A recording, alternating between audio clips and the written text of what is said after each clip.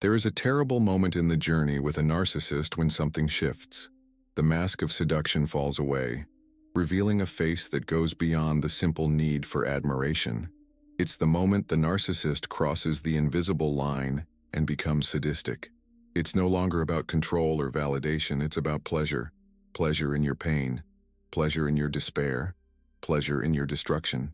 Carl Jung warned us about the dark depths of the human psyche, but even he would be disturbed to witness how some beings choose to permanently inhabit that darkness.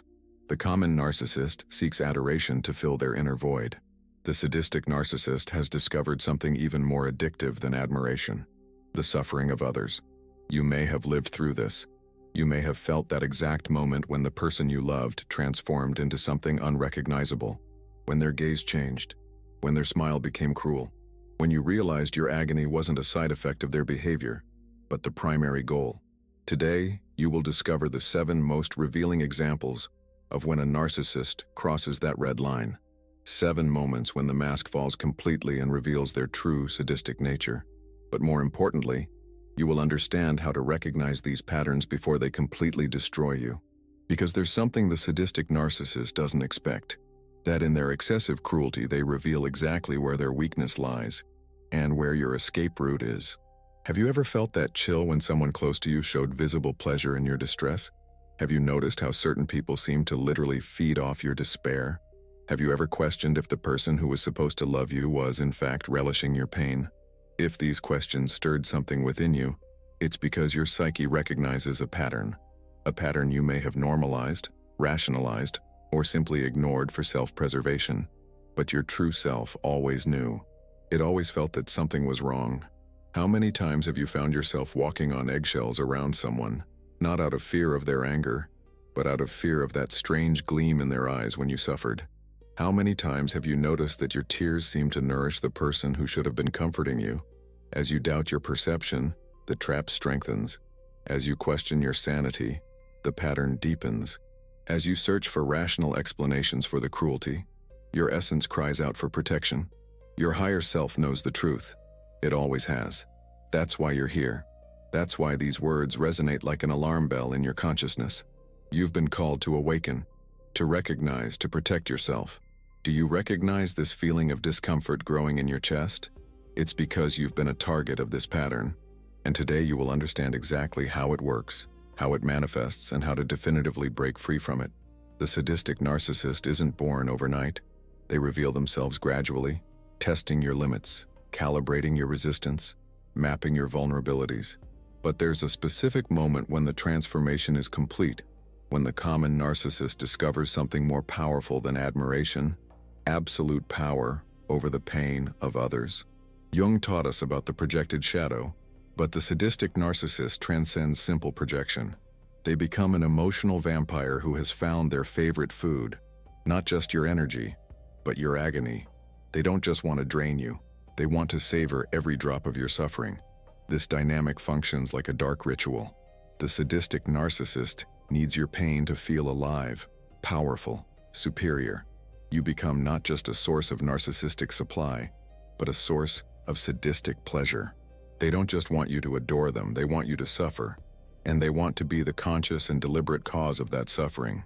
It's as if your soul were transformed into a sinister musical instrument, and they discovered that your most painful notes produce the melody that satisfies them most.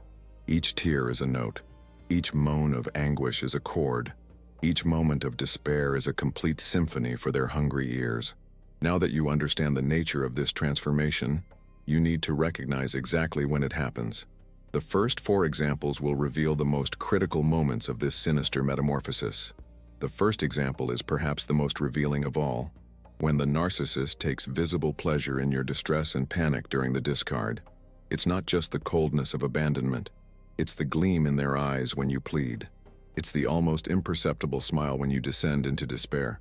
It's the way they seem to savor every second of your emotional destruction. During the discard, the common narcissist might be cold, distant, even cruel. But the sadistic narcissist becomes a ravenous spectator of your agony. They don't just want to get rid of you.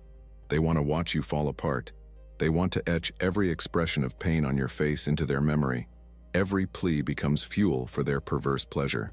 You notice in their eyes a satisfaction that goes beyond the relief of getting rid of a burden. It's a primitive, animalistic satisfaction that feeds directly on your exposed vulnerability, as if your pain were a private spectacle created especially for their entertainment. The second example is equally revealing: the silent treatment applied not to punish, but to savor your despair. The common narcissist uses silence as a weapon of control. The sadistic narcissist uses silence as a refined form of torture. They watch you beg for attention, for explanations, for any sign of emotional life, and they revel in your every attempt to break through the wall of ice. It's not just indifference. It's a calculated indifference designed to maximize your anguish. They know exactly how much you're suffering, and that's precisely what they want. The third example exposes an even more elaborate cruelty, deliberately using triangulation to create jealousy and watch you suffer from insecurity. It's not just about having other options. It's about forcing you to watch those options, to compare yourself to them, to feel inferior and disposable. They don't triangulate to get something better. They triangulate to watch you consume yourself with jealousy, insecurity, and self-hatred. Each person they place between you is a carefully positioned emotional dagger, and they watch the blood trickle with increasing satisfaction. The fourth example reveals the public face of this cruelty, humiliating you in public and relishing your shame and the reactions of witnesses. It's not just a lack of consideration. It's a sadistic performance where you are simultaneously the target and the stage. They don't just want to humiliate you.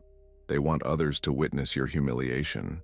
They want to see your dignity destroyed in public, and they want to absorb not just your shame, but the uncomfortable energy of those who witness the massacre. It's a sadistic feast where your destruction is the main entertainment. The final three examples reveal the most sinister depths of this sadistic transformation, showing how the narcissist deliberately intensifies the cruelty during the victim's most vulnerable moments.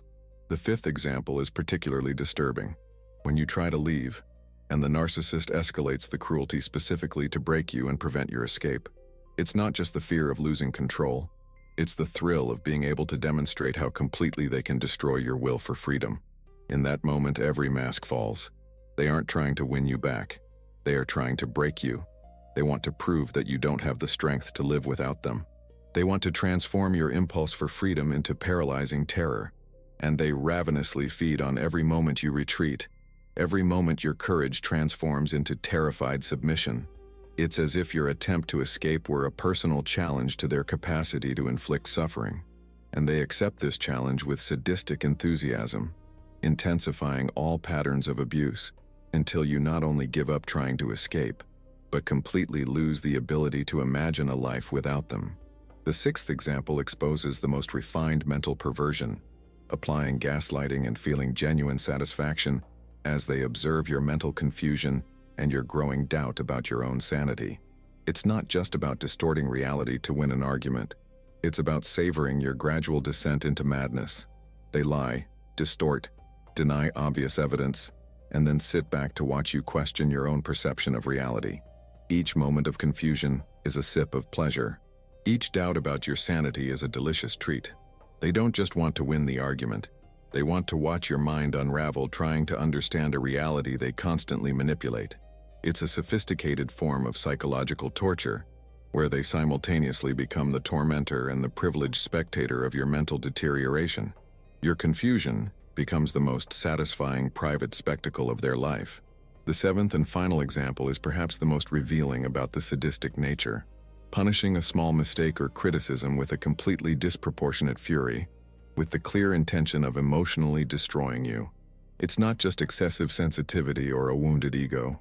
It's a calculated demonstration of destructive power. An innocent comment becomes a pretext for an explosion of fury designed to annihilate any sense of security you still possess. They aren't losing control. They are demonstrating control. Total control over your ability to exist in peace. The disproportion is purposeful. They want you to understand that there is no safety alongside them, that any word, any gesture, any breath can trigger a destructive storm, and they revel in the constant terror this implicit threat creates in your psyche. It's like living with an emotional time bomb that can explode at any moment for any reason, and they are simultaneously the detonator and the fascinated spectator of the destruction. Now that you recognize these 7 sadistic patterns, you need practical tools to break the cycle and reclaim your psychic sovereignty. The first tool is the radical recognition of reality, accepting that you are dealing not with someone who has problems, but with someone who has chosen sadism as a source of pleasure. Stop seeking explanations that humanize the cruelty. Stop trying to understand the motives behind your pain. When someone demonstrates pleasure in your suffering, the only psychologically healthy response is total and immediate protection. Start a pattern journal. Note each time you perceive pleasure in their eyes during your distress. Record every moment your pain seems to fuel their mood. Document every situation where your vulnerability becomes entertainment for them. This record isn't for confrontation. It's for clarity. Your mind may try to rationalize, justify, or minimize, but the documented patterns will reveal the undeniable truth. You are being used as a source of sadistic pleasure. Practice what Jung would call archetypal separation. Visualize yourself cutting energetic cords that connect your pain to the other person's pleasure. Imagine your anguish returning to you, not as suffering, but as vital energy that was being stolen. Develop what I call the psychic shield of indifference. It's not emotional coldness. It's the conscious refusal to allow your vulnerability to continue feeding another person's sadistic hunger. Your pain has sacred value. It cannot be wasted as entertainment for emotional vampires. You have changed. You can no longer unsee the patterns you've recognized. You can no longer ignore the signs your psyche now identifies with crystal clarity. You are no longer an unconscious victim. You are an awakened survivor, armed with knowledge that can save not only your life but your soul. You are now the guardian of your own journey. You no longer accept crumbs of affection poisoned with cruelty. You no longer interpret sadism as complicated love. You no longer offer your pain as a sacrifice for hungry egos. Comment which of the 7 examples most awakened your awareness to patterns you may have normalized, like if you found the courage to look directly at the truth, even if it's uncomfortable. Subscribe to continue this journey of protection and individuation. Your liberation isn't just possible, it's inevitable, because once you see the trap, you can never again pretend it doesn't exist. And once you recognize your own worth, you can never again allow it to be used as fuel for the cruelty of others. Awaken. Protect yourself. Rebuild yourself. The journey back to your sovereign essence has already begun.